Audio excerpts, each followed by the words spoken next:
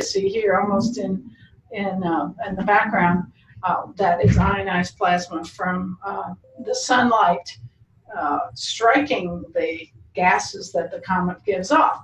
So a plasma is a charged particle. We're used to neutral atoms, that all the electrons are bound either in an atom or in a molecule, and they're not freely moving separately from the rest of the atom. Well, in a plasma, the electron gets kicked off and has a life of its own. And so you end up with an ion, that positively charged part, and the electron, the negatively charged part. And so if it has one or more electrons pulled off, we call it that the atom is ionized. And the joke is two atoms are walking along, and one of them bumps into the other one, and he said, "Hey, you stole an electron from me." And he says, "How do you know?" And he said, "Because I'm positive." So that's bad joke number one. Okay. So, so there are very few plasmas that you can really see. Now, the ancients said there were 4 states of matter: earth, air, water, and fire. And that really corresponds to solid, liquid, gas, and plasma. Besides fire and fluorescent light bulbs, really the very few natural plasmas you can see besides the Aurora Borealis and the comet tails and the solar corona. Now, the solar corona can really only, so the aurora is not visible much to those of us near the equator like you and me, but if you can be near the poles, you can see the light coming down from the Earth's magnetosphere. And the aurora has rays that are aligned along the magnetic field, and then curtains that are aligned east-west. And if you could see them from the top, it would make a circle going all the way around the magnetic pole. This is a video of the aurora seen from the International Space Station. And again, you see the green on the bottom and the red on the top. So the more energetic particles can get closer to the Earth and kick off and excite the oxygen atoms in the lower atmosphere, whereas the cooler ones excite the atoms in the upper atmosphere. And then this background green light is just the air glow. It's just the ionosphere glowing. Okay, so here's a picture of the aurora, of the ring of the aurora in a big storm that we had in 2001, and you can see that the aurora makes a ring all the way around, not the geographic pole, but the magnetic pole. This was a unique experience where we had 2 spacecraft, one that looked down on the Earth's southern pole and one that looked down on the Earth's northern pole. And we could see that the aurora is in both magnetic poles simultaneously. But interestingly, this one is shifted to this side, and this one is shifted to that side, and that's because the magnetic field of the solar wind actually grabs the Earth's magnetic field and causes it to twist. So on rare occasions, we get really big magnetic storms, and this one there actually was a little aurora that was seen in Houston, although the bulk of the aurora was at much higher latitudes. And this one can cause major power outages. This one, a number of big transformers were blown, and parts of Canada were out of power for 8 hours or more. So, but we don't get the auroras too often in Houston or in India. So let's move on kind of to the other plasmas you can see, and that's the solar corona. So the solar corona is this halo around the sun. It's actually visible light from the sun scattered off the electrons in the vicinity of the sun. The corona is extremely hot, millions of degrees, much hotter than the solar surface, which is only 6,000 degrees. But the only time you can, it's about as bright as the full moon, but you can't see it because the sun itself is so much brighter. So you'll see bright parts of the corona are associated with closed magnetic field lines, closed loops of magnetic field that start at the sun and come back to the sun, and so it makes a magnetic bottle to hold those electrons in. Whereas near the poles, the magnetic field lines just go out into interplanetary space, and electrons can escape, and so the corona is not as dense near the poles. So this is kind of what this corona looks like at solar minimum.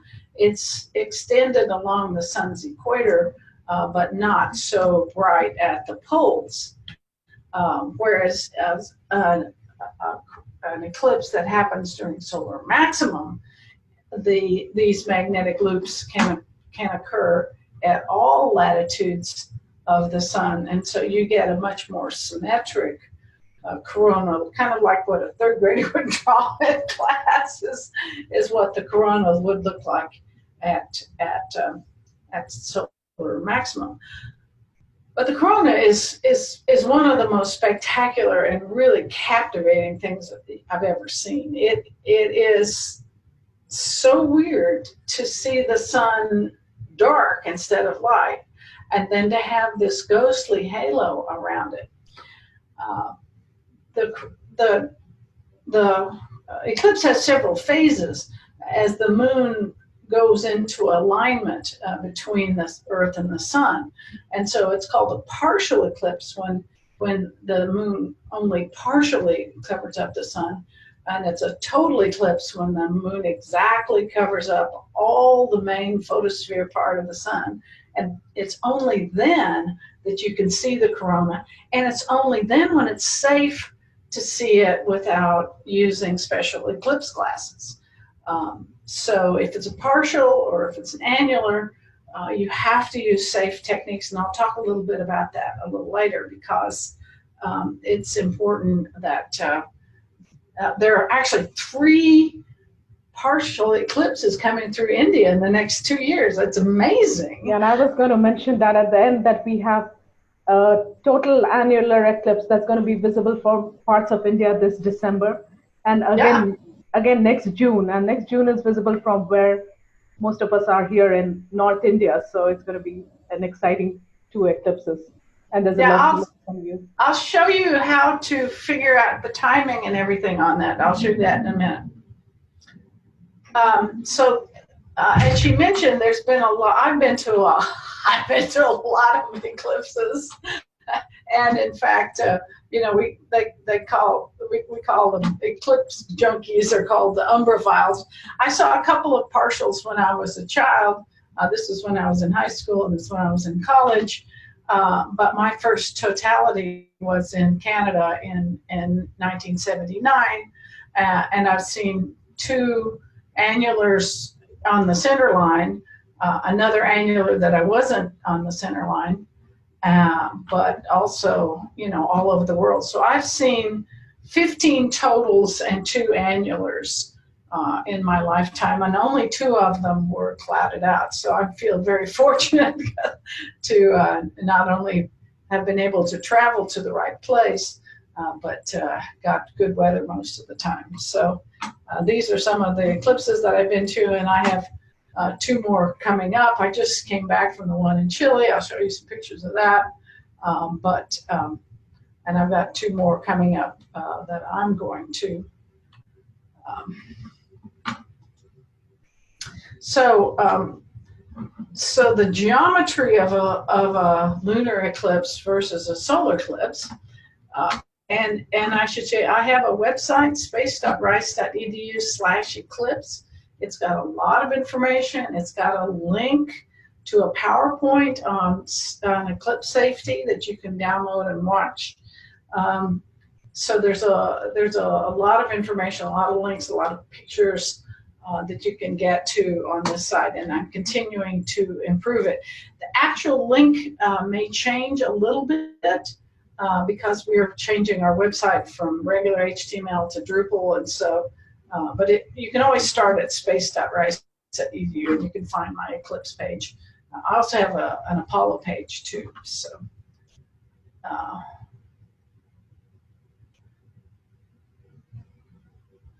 okay, so there was a question. Since green rays have greater energy as compared to red rays, green penetrates deeper, but on the other hand, blue or violet rays are even more energetic. Okay, so the deal is, it's the particles that cause the color. It's not what's coming in from space is not the light is coming in from space, but the particles are coming in from space. And if the particles come in and they have just a little bit of energy, then they get stopped in the upper atmosphere, and they excite the atoms in the upper atmosphere and give off the red light, which is a very low energy light. It's only if the electrons come in with more energy, it gets through more of the atmosphere and deposits its energy further down, and that's what creates the green light. Yes, and if you have even more energetic particles, they can get even further down and create the purple aurora, but that's pretty rare. But what's really is important is the energy of the incoming particle as opposed to the energy of the light itself. So anyway, there is a Q&A, so feel free to use that.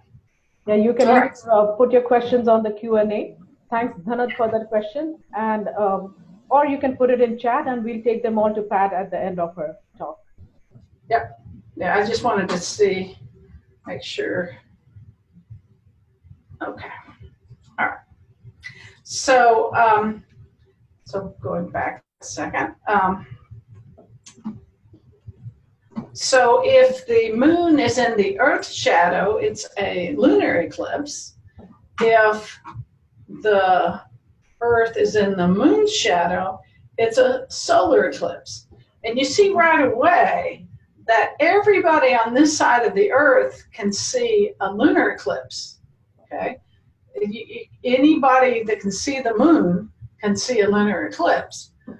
But only people in a very tiny area called the umbra can see a total solar eclipse. The rest can see a partial solar eclipse. And partial solar eclipses are interesting, but only if you're in totality do you get to see the corona. So the totality is really especially special.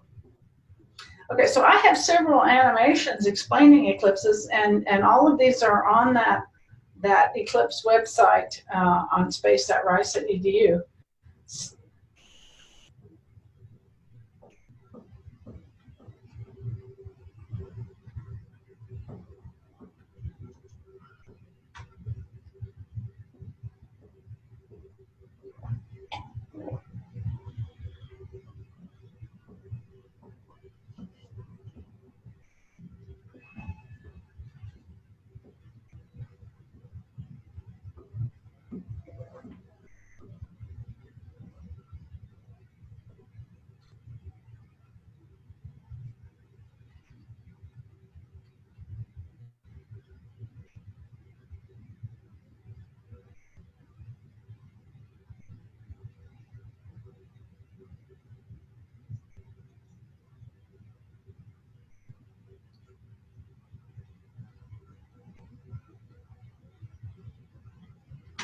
So these are animations that you can download if you want to.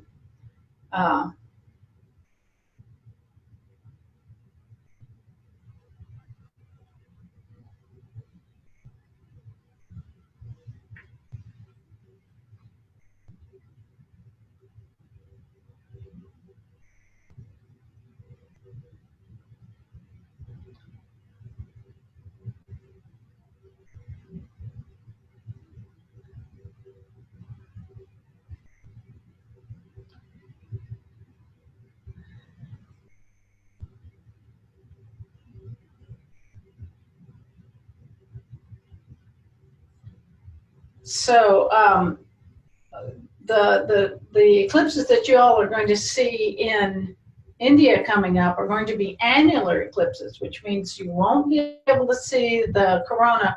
You will still have a little ring of sun around the edge. So this is what, as it's approaching totality, this is Bailey's beads, and then it goes into totality, and the red things you can see on the edges of the sun during totality are called prominences.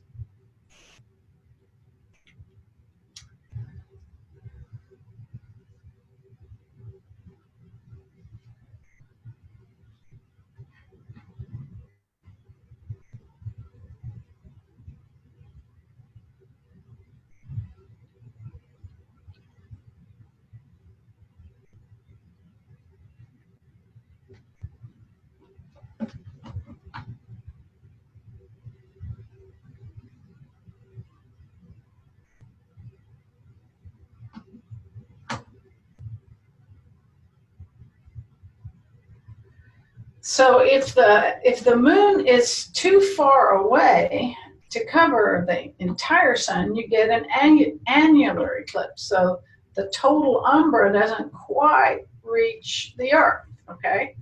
And so the moon is not quite large enough in angular size to cover the sun. It's the sun is 400 times bigger than the moon, but it's 400 times farther away, and it just happens that we are lucky that that ratio is what it is, so we do get perfect total eclipses. But the moon is actually moving away, so eventually we will be in a situation where we don't have total eclipses at all.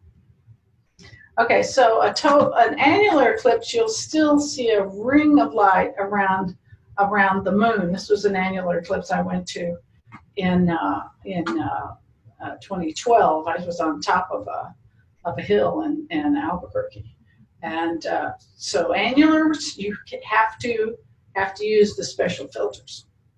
So here's some of my favorite pictures of some of my favorite eclipses. So why do you need to go to totality? And even where you are, if you can get closer to the center line, the more these other experiences will show up. It'll get cooler. The winds may pick up. The birds will roost. The shadows get really sharp. You can look under trees and see little tiny crescents under trees from the little pinhole cameras that the tree leaves make. Or you can take a straw hat or a colander out and make little tiny crescents. So even though you won't be able to see the corona, you'll be able to see many of these other things. The shadows get sharp because the angular size of the sun is going down. And you might actually see some of the shadow bands right as it approaches the maximum eclipse. So here's some of the prettiest shots I think are the diamond rings, which is the last bit of the sun starting to be uncovered. So people love to take pictures of the diamond rings. This is a fisheye image of one I took in China, and we had to jump in a bus and run for a couple miles to get out from under the cloud, and we just barely made it. So here was the eclipse. It looks like sunset all the way around you. This is the moon's shadow, and so these people that are here on the horizon are not fully in the moon's shadow. So that's why it looks like sunset here and looks bright over here. And here was this cloud. I call it Dragon Eats Moon because we just barely were able to see that eclipse.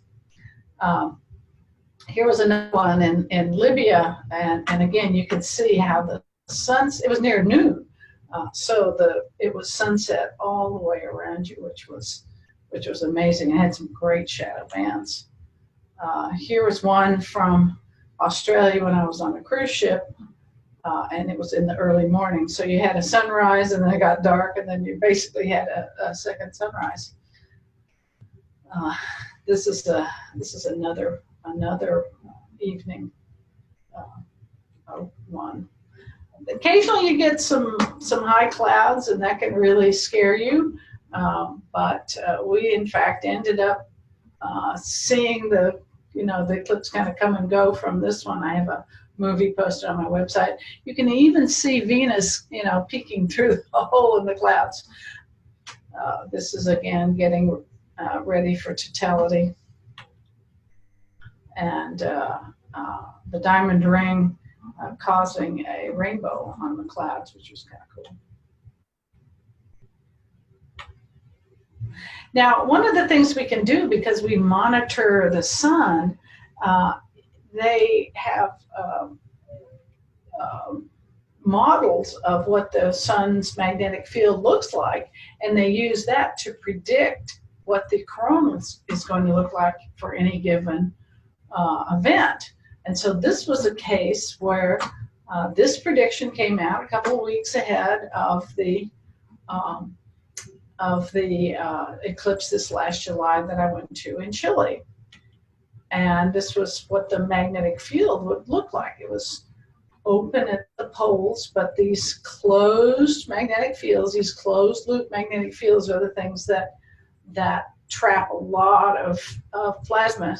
And these would be prominences if they were at the edge, but because they were on the front side of the sun, they were behind the moon, and so we did not get to see them. So we didn't have any really huge prominences for this one.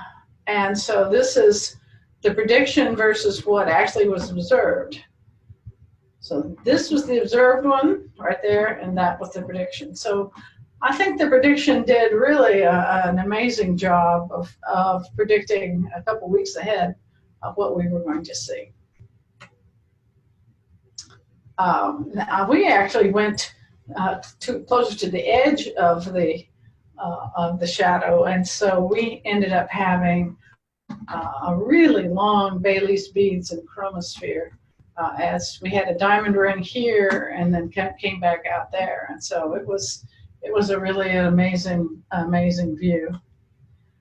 We were up on a top of a mountain near in Chile, not too far from the observatory at La Silla. In fact, we could see the observatory from where we were. They were closer to being in the center line, but we kind of deliberately chose to be on the southern edge so we wouldn't have so much traffic. and so you'll see this dark area is the moon's shadow, and it's not symmetric because we are not in the center of the shadow. We're closer to the southern edge of the shadow, and this is looking west.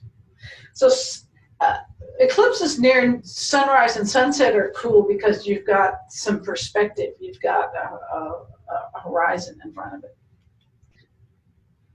This is a sequence from also this most recent one where you can see the progression of the eclipse as the sun was setting. And depending on where you were, the sun set while it was still partially eclipsed. We were in Chile, so the sun came out of eclipse before it set. But for these guys that were in Argentina, the sun set while it was still eclipsed partially.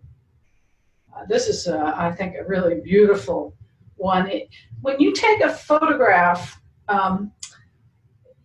if you take a short photograph, short time exposure, you get the inner corona. In order to get the outer corona, you have to take a longer time exposure, but then that overexposes the inner part. So to get a really pretty one like this, you have to actually take several different photographs at different exposures and then merge them together like what's called a high dynamic range.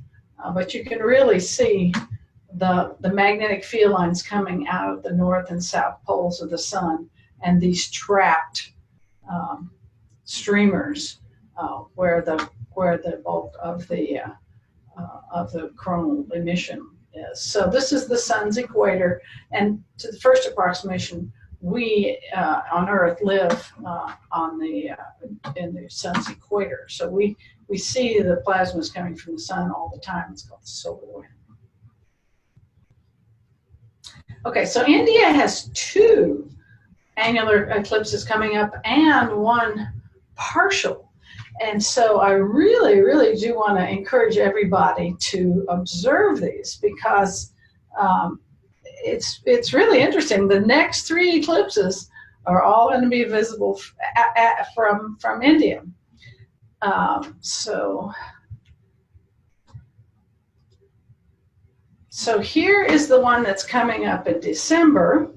Okay, so the eclipse starts here. So people are watching it here in the morning. So you're going to see it in the morning. It's going to be in southern India is where it will be annular. The greatest eclipse will actually be here, and then it'll end in the Pacific Ocean. So it will be crossing southern India, where it will be annular, but it'll be partial. You see here the partial, 80%, 60%, 40%. So it's going to be partial all the way across India. Now, as a practical matter, it's not really noticeable that it gets dark until it's over about 90%. So if you can, try to get to the zone of where it's annular, or at least to where it's 90%, because it'll be the most interesting, the most noticeable. Now, June 21st, so only 6 months later, okay, there's going to be another one, and now it's going to be annular also, but now it's going to go through northern India. So the greatest eclipse is now in northern India, but again, everybody in India will have at least a partial eclipse. But this one's going to be closer to noon for you. And then the following one is going to be in 2022, and that one actually ends in India. So only the people on the west coast of India will see the eclipse go total, and it won't even be total; it'll just be partial. But the people that are on the east side of India won't have that. Okay, so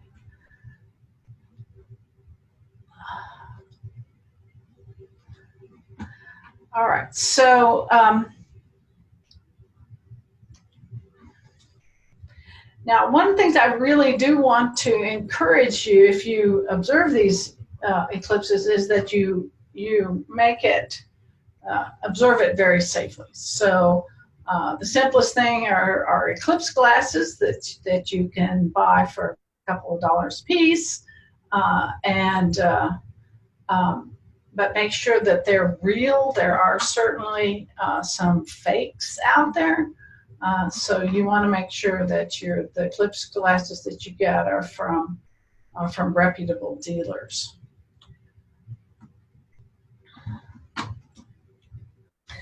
This is my favorite way to observe an eclipse, is to put these solar filters on front of a pair of binoculars, because now you've got a little magnification, so it's easier to see. Regular sunglasses do not work. Okay, so do not use regular sunglasses to look at the partial eclipses. They do not work. Now there are some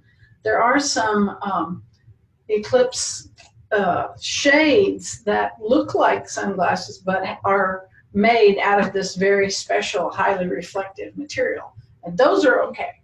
But again, buy them from a reputable dealer, like Rainbow Symphony is where I get most of mine.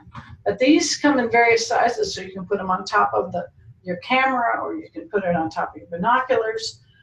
And so when it goes total, you can just pull off the filter. Okay, but again, for you all, it's never going total, so you cannot ever take off your filters. Okay, I can't stress that more. Now, one of the really important things you need to use the binoculars with a tripod, there's a little triangular piece that goes from your tripod to the mounting screw of your binoculars, and that's really important to allow you to put a pair of binoculars onto a tripod to make it easier to hold onto it. Strongly recommend that. Now, an easy thing you can do is what's called a pinhole projection. Take a box, punch a hole in it, and see the image here. Now, I've done two of them here. I've done just a regular hole, and then I've done a little larger hole, but I've put a pair of reader glasses just to allow it to focus better. And what you see is the little hole makes a dim image, but the bigger hole with the glasses makes a much brighter image. So you might want to play around with that and create a pinhole camera projection so you can see the progression of the eclipse. One of the fun things to do is to take a card and punch holes in it, okay, and then take a picture of the shadow of the card. So this is a picture of a shadow of the card that just has simple holes punched in it, but each one of those holes makes a pinhole image of the eclipse. And this was in Australia, so we actually did Alpha and Beta Centauri and the Southern Cross. So you can make a little, a little sign with whatever you want, but punch holes in it so that you can make yourself a little memento with all the little tiny eclipses in it. Another thing that I like to use to observe the sun is called a Sunspot Er, and it makes a really nice image, like 3 or 4 inches across. And you can leave that pointing at the sun, and people can kind of peek over it. It's completely safe. It's not cheap, but it's a really nice little device. Okay, I want to show you a piece of software that you can use to find your local conditions and local timing. First, I'm going to look real quickly at the questions.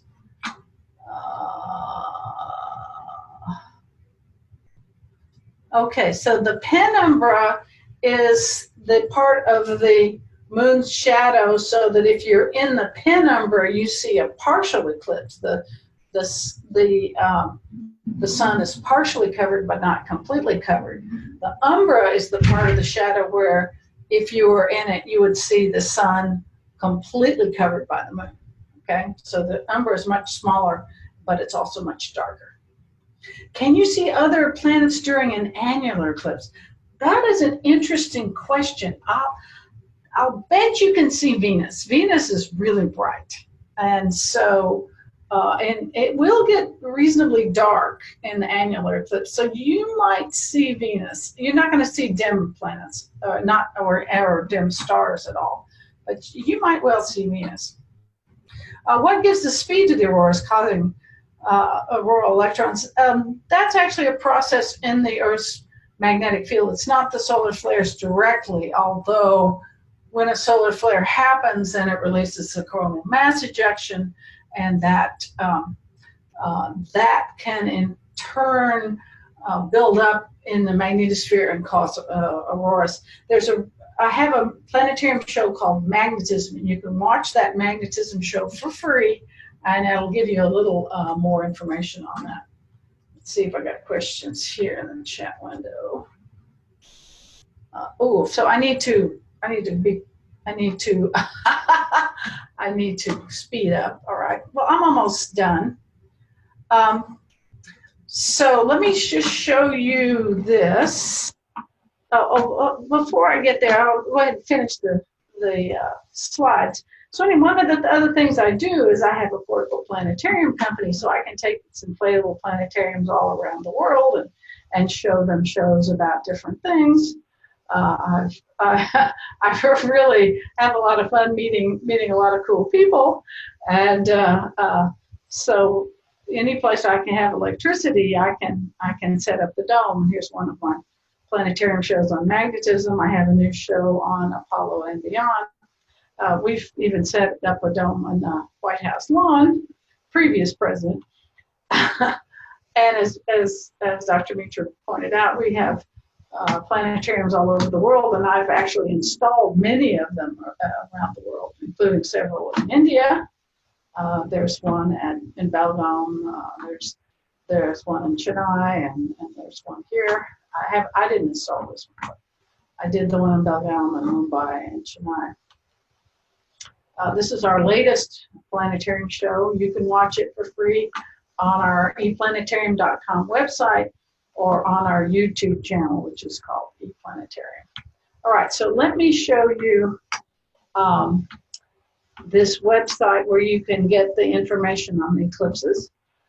All right, so if you go to xjubier.free.fr, okay, remember that, xjubier.free.fr, and if you go there, then they will, you have a link to their solar eclipse page. So here's their home page. And by the way, they do want you to donate if you can. So it'll show you which eclipses are coming up, and it's got maps and information for all of them. So let's click on this December 26th. So here's the one that's going to be coming your way. This one shows where the weather is likely to be clear based on the average cloudiness. So northern India is actually more clear. In the path of the annular, it looks like the western is better than the eastern, okay? So now if you go to the map of that event, okay, this now shows you where it's going to be, and you can zoom in, which is kind of fun. So we can drag it around.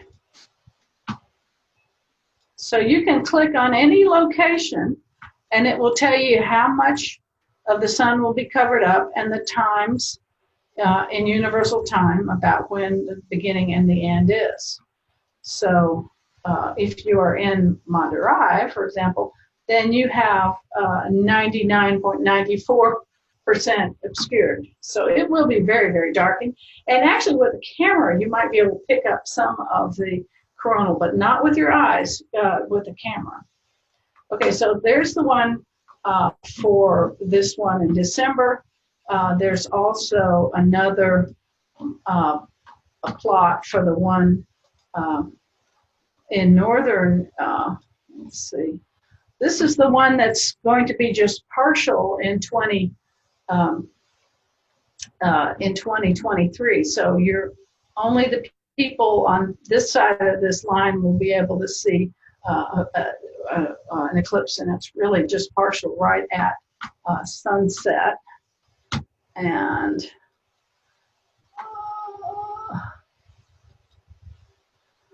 and here's the one that goes through northern India. So again, we can zoom in on that, and you can pick a location, and it'll tell you how much the maximum will be and what the times are. So this is a really cool piece website, and it's free, but of course they'd love you to donate if you can. All right, so I'm going to stop and answer questions. Artificial magnetosphere of Mars is interesting, but the problem is they're all relatively small, so it's not going to be easy to really protect yourself from the solar wind.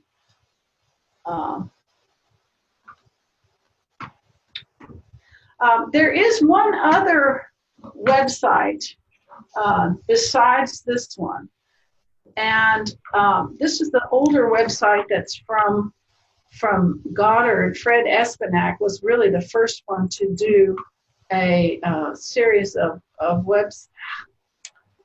It's kind of underneath this. There we go. So there is a NASA website called eclipse.gsfc.nasa.gov, and if you go there, it has the details of all these eclipses, but now not just the ones coming up, but actually going way back into time. So you can get individual eclipses, but you can see all the eclipses from 1951 to 2050.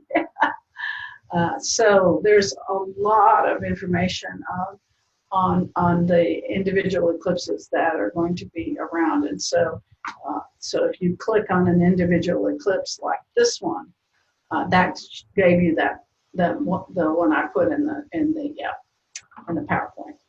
So gives you a lot of information about it, what Saros cycle, and I didn't have time to go into that now. All right, any other questions that we haven't covered? I think we have some on the chat window as well as the Q&A window. Okay, what would someone see standing on the moon happen on the Earth? Well, that was one of the videos I showed you. So if you were standing on the moon during a solar eclipse on the Earth, you would see your shadow pass over the Earth, okay? But you on the moon would not get dark. I mean, you would already be dark because you'd be on the dark side of the moon, okay? But you would be lit by Earth shine. So what's interesting is the moon at a total solar eclipse would get sunlight back from the Earth, okay? Now, if you were on the moon during a lunar eclipse, what you would see is a solar eclipse. And there's a video of that in my website as well. It's what it would look like if you were on the moon and you were experiencing a lunar eclipse on the moon. It would look to you like a solar eclipse. And the only light that would reach you on the moon would be scattered light from the Earth's atmosphere, and that'd be red. And so that's why the moon turns red during a lunar eclipse. Okay, any other questions? Okay. All right, well, I think that's all the questions. I appreciate your patience. And I've really enjoyed being with you all, and maybe we can do it again sometime. Yeah, thanks, Pat, for joining us on behalf of STEM and Space. I think we had a lot of young participants who had, had so many questions, and I hope they all enjoyed it. And like you said, we have 2 eclipses coming up very soon, and of course, STEM and Space is going to make plans for it. So I'm sure we can, involve all these young students. So I think we've got most of the questions, but if you have any left, you can just write to us at STEM and Space, and I'll answer them for you, or I'll get them answered by Pat. And again, on behalf of all of us, thanks for joining us, Pat, and walking us through how to research, how to observe these eclipses, what are the time and date, and what are the exact locations. And that's going to help us go ahead and plan for that. Thanks for joining STEM and Space and all our students and inspiring us. Anything else you would like to share? Oh, I'm sorry. I realized I didn't have my video on. Yeah, that picture was the picture of my experiment that was on them. All right, well, y'all, it was great talking to you, and I hope you, you don't have to be a scientist to keep an interest in science, whatever you end up doing. So Anant, I let you unmute since you raised your hand, and Ravidya, if you wanted to say something real quick. Can we see Jupiter during an annular eclipse? It depends on where Jupiter is in the sky, okay? And right now, Jupiter's in the evening sky.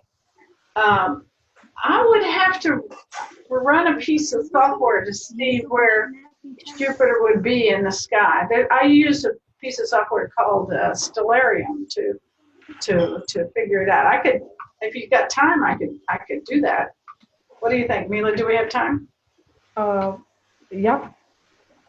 Okay. I think what we can do is that if anybody wants to leave, they can go ahead. And some of us can stay on and see that. And Stellarium is always fun to watch.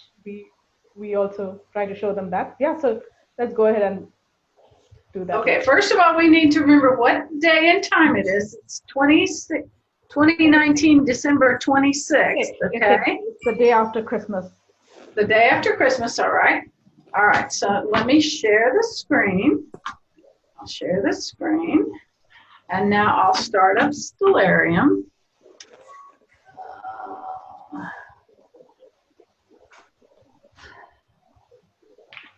Again, Stellarium is a free software. You go to stellarium.org. I know. And so I will go to date and time, and I will go to 12/26. Okay, and then I will have to make time go ahead. So we see, and you use the L key to make that time go faster.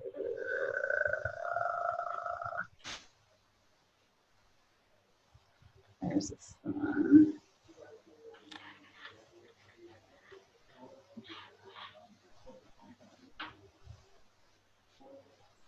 Okay, now the next thing is I need to change a location. So I will go to India. And that's the one that's going to be from southern India. That's right. Okay. So now I'm in southern India. And now I'm going to find moon. Okay, and so I need to make time go faster here. Okay. So here we are at, let's see, I went too far ahead here.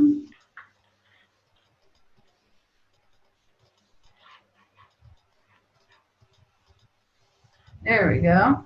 See, now the moon is right about on top of the sun.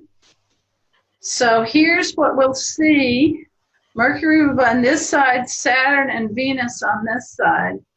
Mars will be real near the horizon, but I think that'll be real hard to see. So I don't see Jupiter, all right? So I suspect you'll be able to see Venus, okay? And you might be able to see Vega, which is a very bright star in the sky. But you might pick up Saturn. Mercury, probably not, because even though it's fairly close, it's fairly dim. Okay? So I can zoom in and see, I've just passed it. Let's go. Let's see if I need to go, which direction of time I need to go. Oh, wrong way.